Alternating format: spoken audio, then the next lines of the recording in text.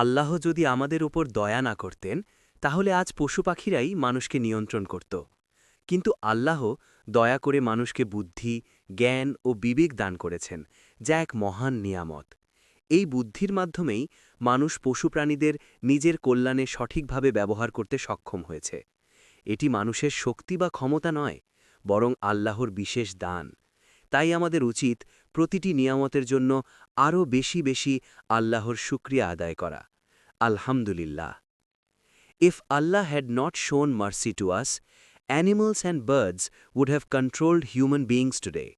But Allah, out of His mercy, granted humans intellect, knowledge, and conscience, a great blessing.